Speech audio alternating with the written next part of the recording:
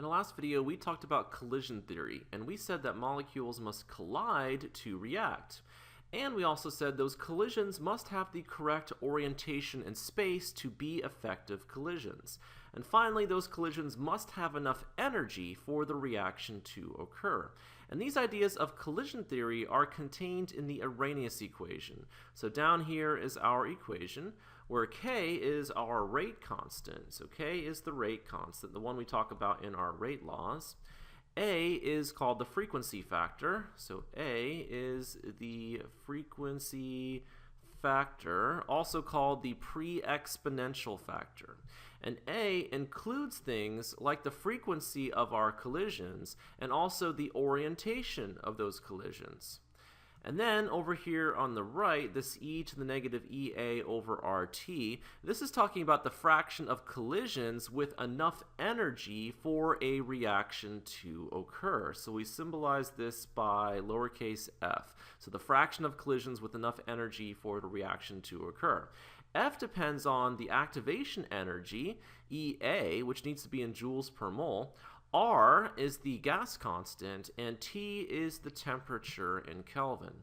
So let's see how changing the activation energy or changing the temperature for a reaction, we'll see how that affects the fraction of collisions with enough energy for our reaction to occur. So let's start with an activation energy of 40 kilojoules per mole, and the temperature is 373 Kelvin. So let's solve for F, right? So F is equal to e to the negative of our activation energy in joules per mole. So we need to convert 40 kilojoules per mole into joules per mole. So that would be 40,000. So 40,000 joules per mole. All right, this is over our gas constant, R, and R is equal to 8.314 joules over K times moles. All right, and then this is going to be multiplied by the temperature, which is 373 Kelvin. So 373 Kelvin. So let's go ahead and do this calculation and see what we get. So let's take out the calculator. E to the, we have negative 40,000, 123, divided by 8.314 times 373. So we get 2.5 times 10 to the negative 6. So this is equal to 2.5 times 10 to the negative 6. So what does this mean? All right, well, let's say we had 1 million collisions. All right, so 1 million collisions. What number divided by 1 million is equal to 2.5 times 10 to the negative 6?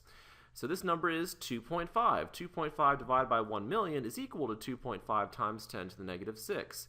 So what this means is for every 1 million collisions in our reaction, only 2.5 collisions have enough energy to react. So obviously that's an extremely small number of collisions with enough energy. All right, let's see what happens when we change the activation energy. All right, so we're going to change the activation energy from 40 kilojoules per mole to 10 kilojoules per mole. So we're decreasing the activation energy. We're keeping the temperature the same. So let's see how that affects F. So let's plug in this time for F. So F is equal to e to the, now we would have negative 10,000, right? So we've changed our activation energy, and we're going to divide that by 8.314 times 373.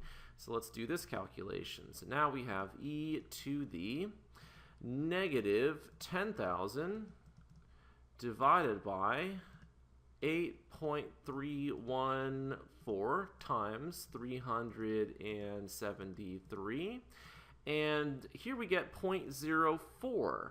Right, so this is equal to 0.04, so 0.04. Notice what we've done, we've increased F, right? We've gone from F equal to 2.5 times 10 to the negative 6 to 0.04. So let's stick with the same idea of 1 million collisions. So let's say once again, if we had 1 million collisions here, so 1 million collisions, what number divided by 1 million is equal to 0.04? So that number would be 40,000. 40,000 divided by 1 million is equal to 0.04. So for every 1 million collisions that we have in our reaction, this time 40,000 collisions have enough energy to react. And so that's a huge increase, right? It's a huge increase in F. It's a huge increase in the number of collisions with enough energy to react. And we did that by decreasing the activation energy, right? So decreasing the activation energy increased the value for F. It increased the number of effective collisions. All right, let's do one more calculation. This time we're going to change the temperature. So let's keep the same activation energy as the one we just did, so 10 kilojoules per mole, so 10 kilojoules per mole. This time let's change the temperature. Here we had 373. Let's increase the temperature to 473 and see how that affects the value for F.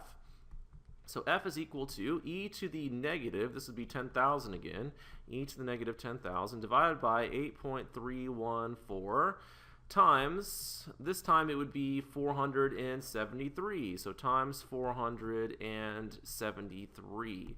So let's do this calculation. So e to the negative 10,000 divided by 8.314 times 473 this time.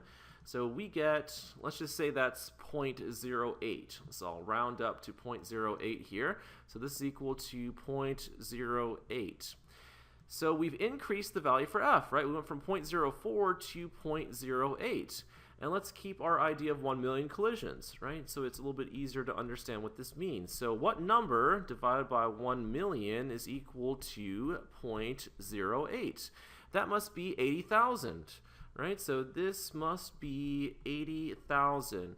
So for every 1 million collisions that we have in our reaction, now we have 80,000 collisions with enough energy to react. All right, so we've increased the temperature. We've gone from 373 to 473. We increased the number of collisions with enough energy to react. We increased the value for F.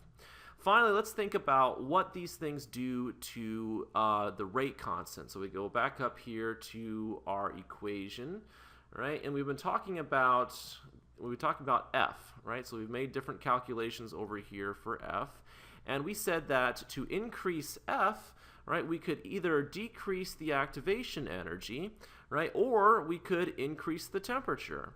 So decreasing the activation energy increased the value for F, right, and so did increasing the temperature. And if we increase F, right, we're going to increase K. So if we increase F, we increase the rate constant. And remember from our rate laws, right, R, the rate of our reaction, is equal to our rate constant K times the concentration of, whatever we are working with for a reaction. Here I just want to remind you that when you write your rate laws, you see that the rate of the reaction is directly proportional to the rate constant K. So if you increase the rate constant K, right, you're going to increase the rate of your reaction. And so over here, that's what we've been talking about, right? If we decrease the activation energy, or if we increase the temperature, we increase the fraction of collisions with enough energy to occur. Therefore, we increase the rate constant K. And since K is directly proportional to the rate of our reaction, we increase the rate of reaction. And this just makes logical sense, right? We know from experience that if we increase the temperature of a reaction, right, we increase the rate of that reaction. So once again, the ideas of collision theory are contained in the Arrhenius equation. And so we'll go more into this equation in the next few videos.